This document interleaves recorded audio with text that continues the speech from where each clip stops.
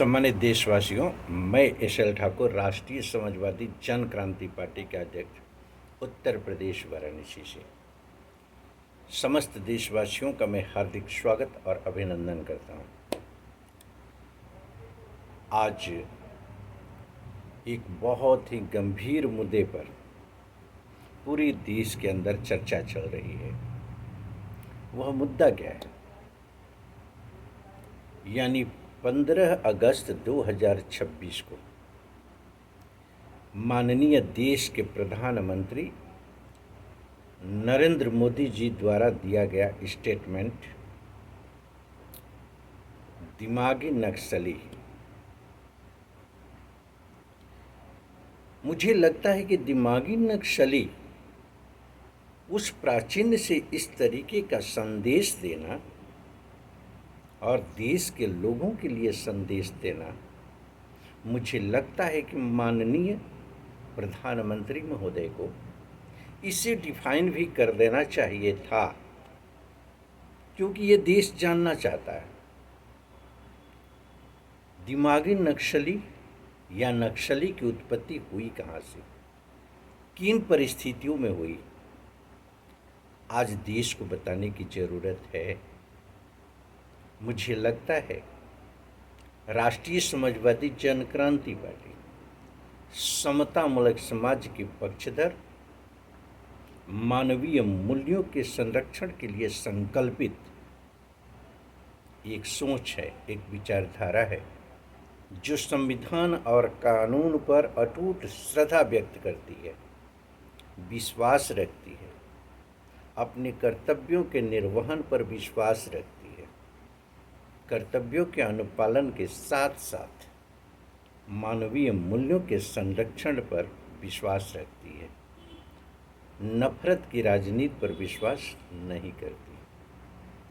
आज आते हैं विषय वस्तु की तरफ। माननीय प्रधानमंत्री ने यह स्पष्ट शब्दों में कहा कि हमें सजग रहने की ज़रूरत है दिमागी नक्सलियों से।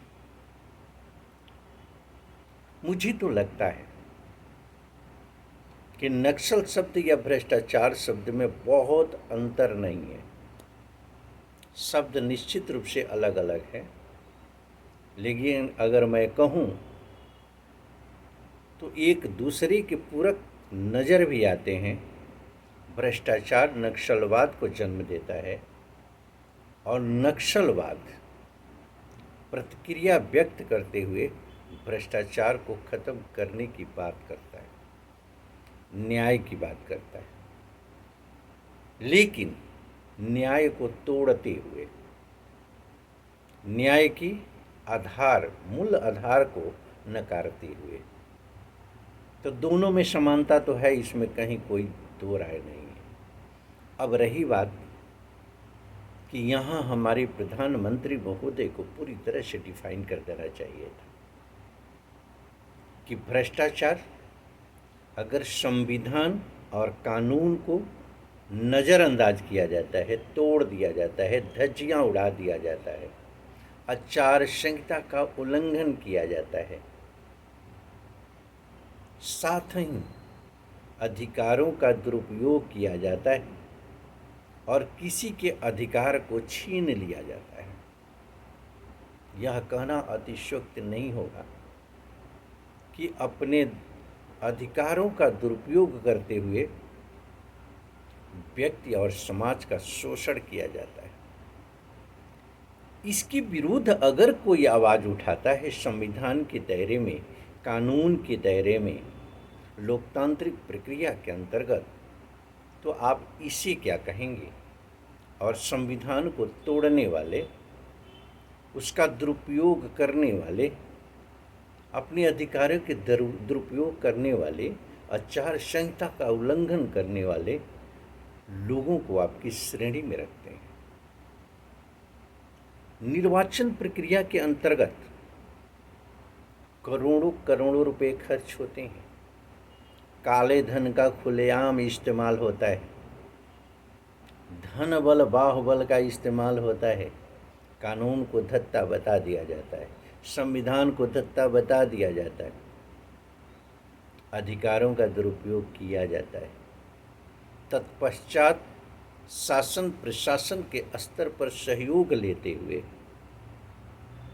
नेतृत्व अपने वर्चस्व को स्थापित करते हुए चुनाव में सफल होता है। इसे आप किस श्रेणी में लेना चाहते हैं? देश जानना चाहता है। राष्ट्रीय समाजवादी जनक्रांति पार्टी के लोग जानना चाहते हैं। आज अदालतों में लाखों लाख फर्जी मुकदमे अधिकारों का दुरुपयोग करते हुए, संविधान और कानून को धत्ता बताते हुए, क्या इन्हें दिमागी नक्सल कहना उचित नहीं है? अगर है तो माननीय प्रधानमंत्री महोदय को ये घोषित करना चाहिए, इसकी घोषणा करना चाहिए, अपनी मुखार बिंदु से कहिए कि देश के अंदर हो रहे भ्रष्टाचार, हो रहे संविधान का उल्लंघन, हो रहे कानून का उल्लंघन, हो रहे अधिकारों का दुरुपयोग, चाहे जिस स्तर पर भी होगा, जिससे कि हमारी जनता प्रभावित होती है, जिससे हमारा देश का नागरिक प्रभावित होता है, निश्चित रूप से उससे दिमागी नक्सल के रूप में देखा जाएगा, जाना जाएगा और उसके ऊपर कृत कार्रवाई की जाएगी। मुझे लगता है देश यही चाहता है, लोग यही चाहते हैं। कुछ की अभिव्यक्ति मुखर होकर के आपके सामने आ जाती है और बहुत सारे ऐसे लोग हैं जिनकी दिल की भावना आप तक नहीं पहुंच पाती है। हमारा देश का नागरिक कोई भी ऐसा नहीं है जो चाहता है कि कानून का उल्लंघन हो, संविधान का उल्लंघन हो, अधिकारों का दुरुपयोग हो, मानवीय मूल्यों का शोषण हो।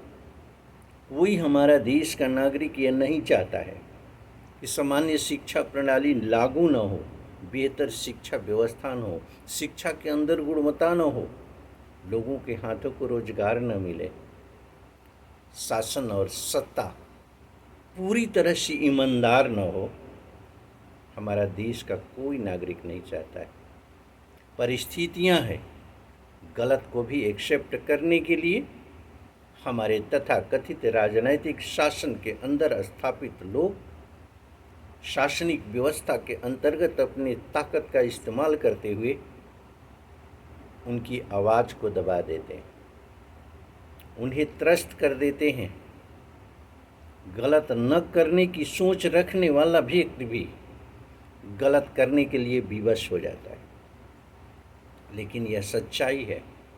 माननीय प्रधानमंत्री को इस विषय पर विशेष ध्यान देना चाहिए कि भ्रष्टाचार की जननी अगर मैं कहूँ तो आपकी शासनिक व्यवस्था है, और शासनिक व्यवस्था से जो भ्रष्टाचार की गंगोत्री चलती है वह गंगोत्री पूरे देश को प्रभावित करती है, जन जन को प्रभावित करती है, और उस दूषित वातावरण का प्रभाव हमारे घरों तक पहुंचता है, हमारे परिवार तक पहुंचता है, समाज तक पहुंचता है, देश के लोगों तक पहुंचता है।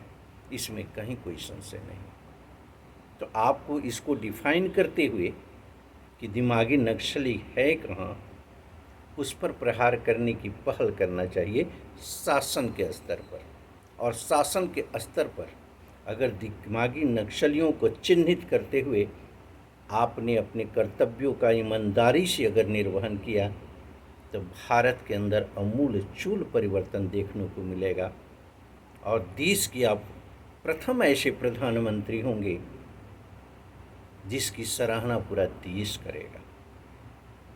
आप प्रयास करें शासन के स्तर पर दिमागी नक्सल को समाप्त करने के। वह दिमागी नक्सल कहाँ किस रूप में है ये चिन्हित करने का दायित्व आपका है, आपके विभाग का है, आपके नेतृत्व का है, आपके मंत्रिमंडल का है। आप अपने दायित्वों का निर्वहन करें। राष्ट्रीय समाजवादी जनक्रांति पार्टी के बैनर के तहत एक भारत के नागरिक होने के नाते आपसे अपील। धन्यवाद।